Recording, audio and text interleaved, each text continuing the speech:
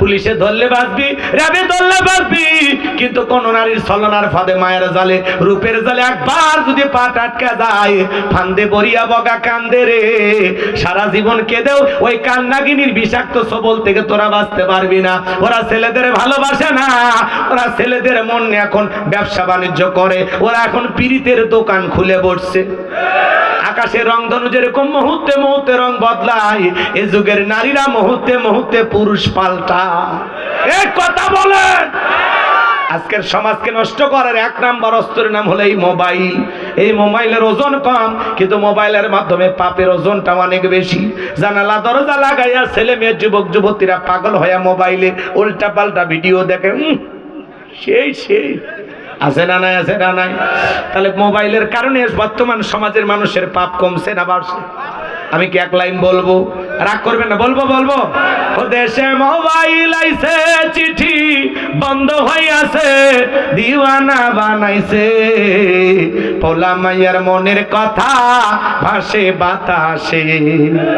ও দেখো পোলা পানের মন বাদা ফেসবুকে এখন, মোবাইলে চ্যাটিং কইরা কাটায় সারাক্ষণ।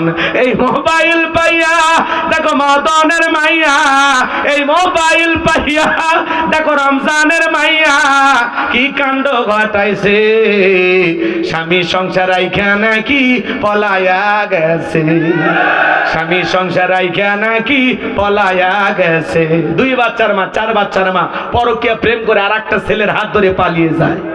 যে নারী স্বামী রেখে সন্তান রেখে আর একটা পরপুরুষের হাত ধরে পালিয়ে যায়, ওটা নারী জাতির কলঙ্ক, কলঙ্ক, কলঙ্ক। কেমনে পারলি মা? ও বোন, কেমনে পারলি স্বামী রাইখা বাচ্চা রাইখা আর একটা ছেলের হাত ধরতে? কেমনে পারলি? তোমার আল্লাহর ভয় নাই? এ কথা কন না কে? এরকম পরকীয়ার অভিশাপ আছে না না? হাজার হাজার পরিবার ধ্বংস হয়ে যাচ্ছে এই পরকীয়ার কারণে। চাচা কি হয়েছে?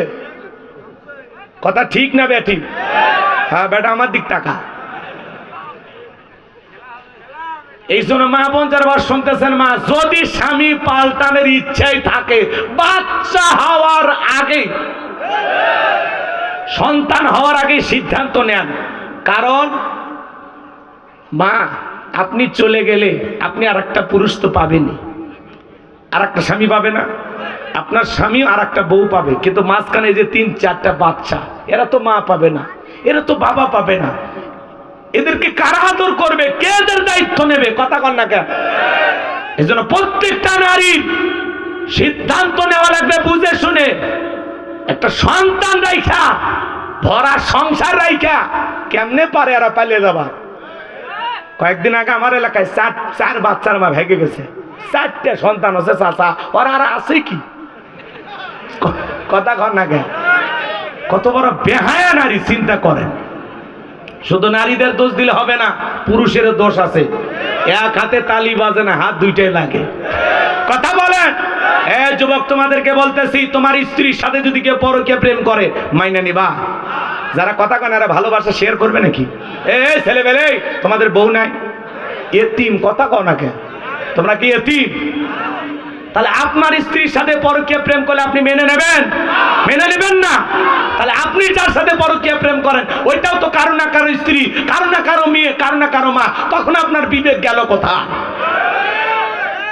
একটা নারী বিবাহিত, তার স্বামী থাকা অবস্থায় আর একটা পুরুষ ওই নারীর দিকে নজর দিতে পারে না।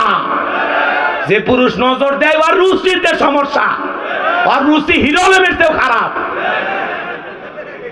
আল্লাহ যুবকদের হেদায়েত দান করেন, জোরে কোন আমিন। আর এই যে টিকটকের নিশা আছে না নাই? টিকটকের পাগল আছে না নাই? ও দেশে টিকটক আসিয়া সব গেল বাসিয়া, সিদ্দিক সোরা নায়ক হইছে আইডি খুলিয়া, হিরো আলম নায়ক হইছে আইডি খুলিয়া। এই মোবাইলে হাই কি জাদু আছে ভাই, পোলাপান বুইজাছে, পড়ালেখা তুইলা রাখছে সপ্তম আকাশে। এখন আর পড়াশোনা ভাল লাগে না। কথা কোন ভাই? আমি যে কথা বলতে চাচ্ছিলাম বাজান, গভীর মনোযোগ দিয়ে কথাগুলো শুনে যাবেন। এই মোবাইলের কারণে আপনি যা যা ঘটতেছে সব দেখতে পাচ্ছেন, ভালো খবরও আছে, খারাপ খবরও আছে। এই মোবাইলের মধ্যে গান বাজনাও আছে, আবার ভালো ভালো কাজও করা যায়। কথা বলেন, গেমস এগুলো সফটওয়্যার ডাউনলোড দেওয়া যায়, আবার হাদিস কোরআনও ডাউনলোড দেওয়া যায়। কথা বলেন ঠিক না? একই জিনিস বাজান, রিমোটটা আপনার হাতে, টেলিভিশনে কি দেখবেন এটা আপনার ইচ্ছা। কথা বোঝেন নাই? মোবাইলটা আপনার হাতে, আপনি এই মোবাইলটা ঘাটাঘাটি করে কি দেখবেন এটা আপনার ইচ্ছা। আপনার দেখার উপরে নির্ভর করবে সওয়াব আর গুনাহ। কথা বলেন ঠিক কি না? মুরব্বী চাচারা ভাবতেছেন ভাতিজা সব আজ যুবকদের হোক, আমাদের ওয়াজ নাই। চাচা আপনারও বয়স ছিল 22 বছর 25 বছর, ওই যে আমবাগানের ওই সাইডে সেই দিনের ঘটনাটা মনে আছে? ওই যে সোয়েলা নৌকা চড়ে ওই যে সরের ভিতর, কথা কন না, আপনি সেই দিনের ঘটনাটা ভুলে গেছেন? ওই বয়সে আপনি যা করেছিলেন চাচা, সাথে কে যেন ছিল, ওই ঘটনাটা কিন্তু এখন আপনার আমলনামায় লেখা আছে। হযরত আলী রাদিয়াল্লাহু তাআলা বলেন, তোমরা যৌবনের তাড়নায় গুনাহ করো, একদিন তোমাদের যৌবন থাকবে না, আমলনামায় গুনাহ ঠিকই লেখা থাকবে। কথা বলেন ঠিক?